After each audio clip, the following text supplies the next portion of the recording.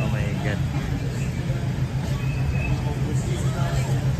Taong sehan na, 12 pa. Kitang-kita sa matang agila ni ano, ni Budlat.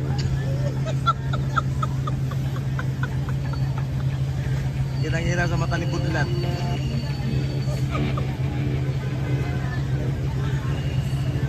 May gulay.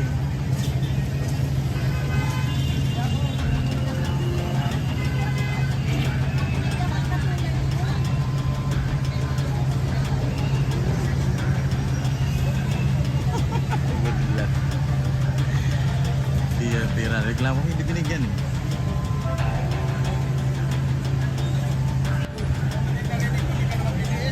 Ano? Hindi ka na mag-DDS? Sino sabi? Akala ko yung narinig ko eh. Lipat ka na Oy, may scope ako. My God. On the spot.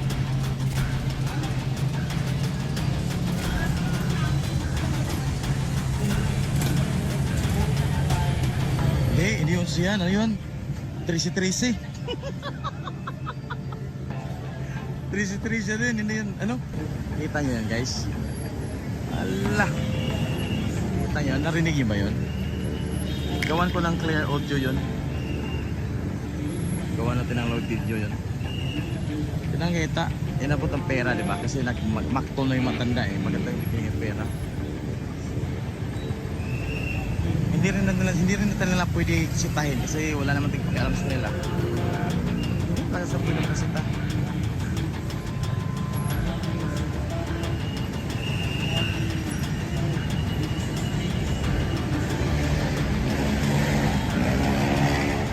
Oo, inano nila eh.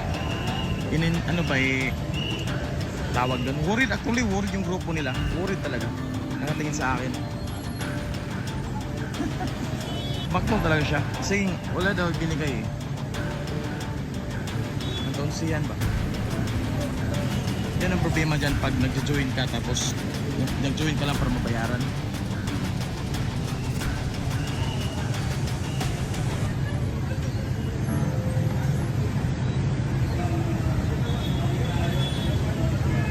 Wala eh. Sa harap ko eh.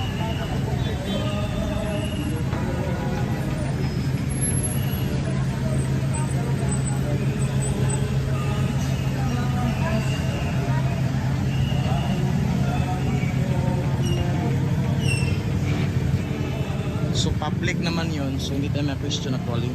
Public yun eh.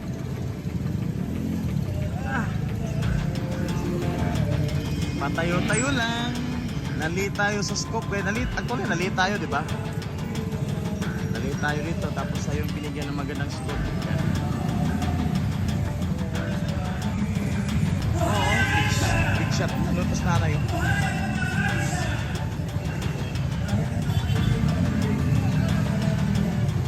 Hindi na matago. Pag magwala ang tao, hindi talaga matago guys.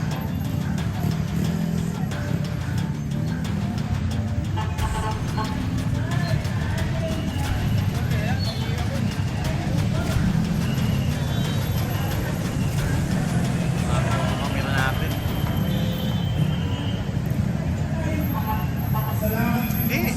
Either bayad sila o hindi. Wala nating labas na tayo dyan. Labas na tayo dyan. Ang ano lang naman natin dyan is sinong totoo talaga nagpaglaban sa bansa. Parang ganun. Diba?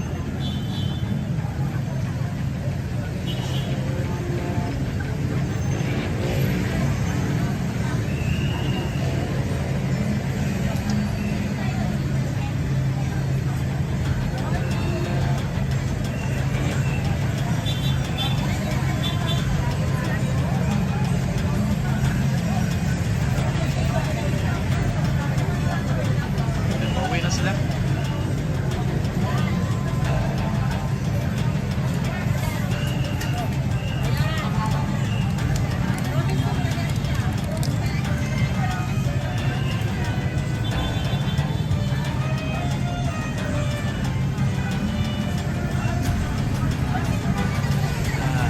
Kaya makita mo sa mukha nila eh. Diba?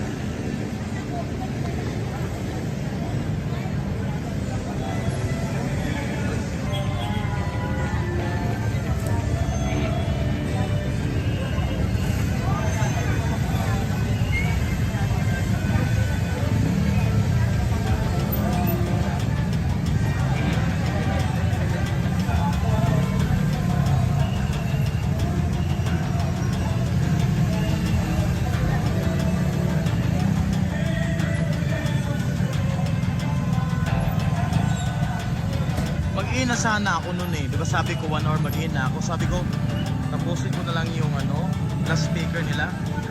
Dumaan yung matanda, nagmamaktol. Kaya, uy. Ayun, yun na nga. Wala na bayaran.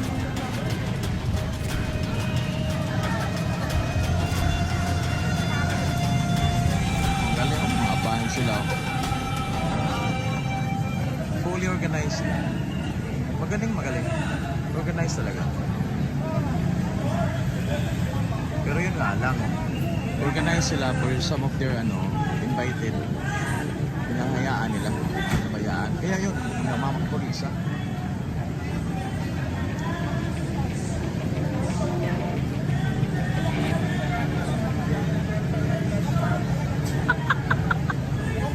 Agyan mo na ako sa bahay. Ligay na gusto namin para makacharge. Hello ka.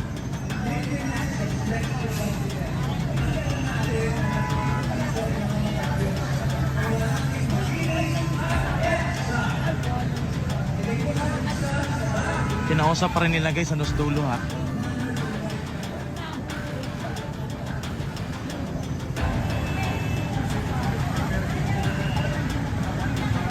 Lubat ang gimbal ko.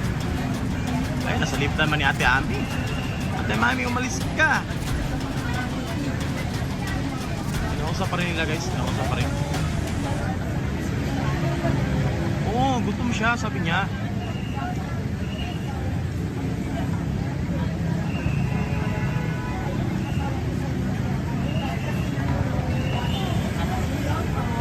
Tapos narinig yung kanina ha, na sinita nila yung nagbibigay daw ng pera para hindi daw sila mapigtangan kasi hindi daw sila bayaran, di ba? Tapos ayun, lumabas ang totoong ebidensya na may nangyari nga.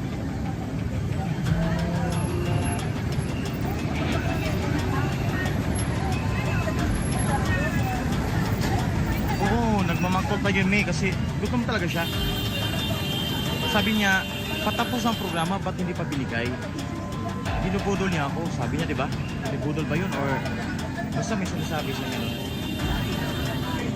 Kaya nung isang babae na kasama ng matanda, yung binigyan ng pera, di ba inabot? Pero ano lang yun, parang 150 ang yata kasi parang pula eh. Hindi siya pula yun eh. So, either 20 or 50. Di ba?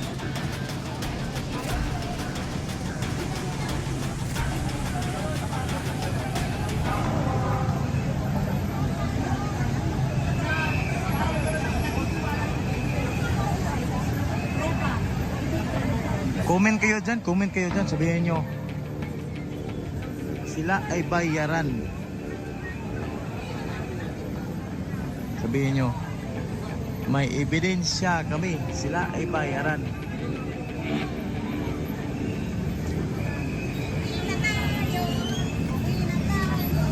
Uwi na daw sila.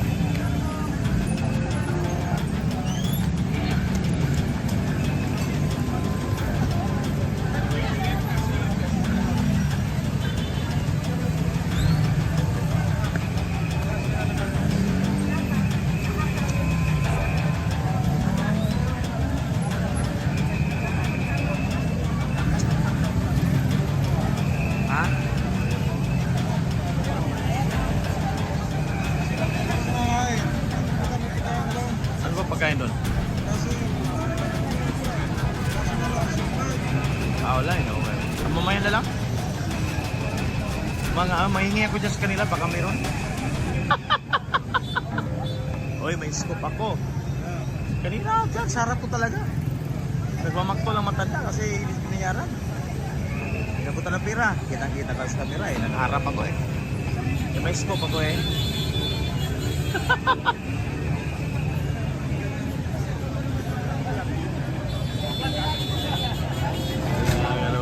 May gulay talaga. Hindi ko alam, hindi ko kilala yung magno yan eh.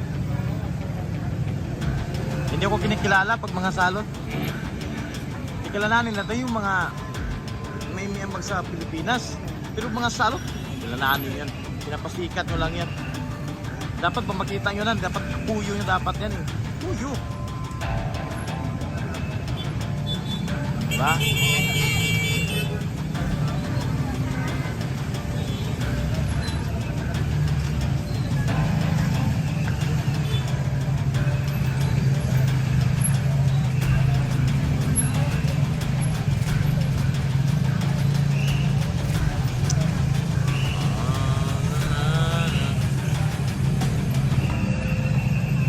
Ang Disyembre ko ay malungkot.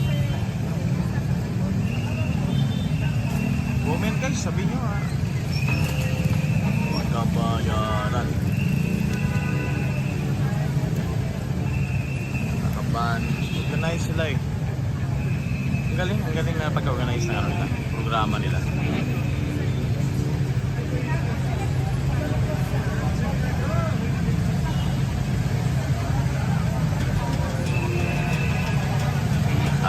Ang update bro eh may na-stop eh nakitang nagmamaktol na hindi na ano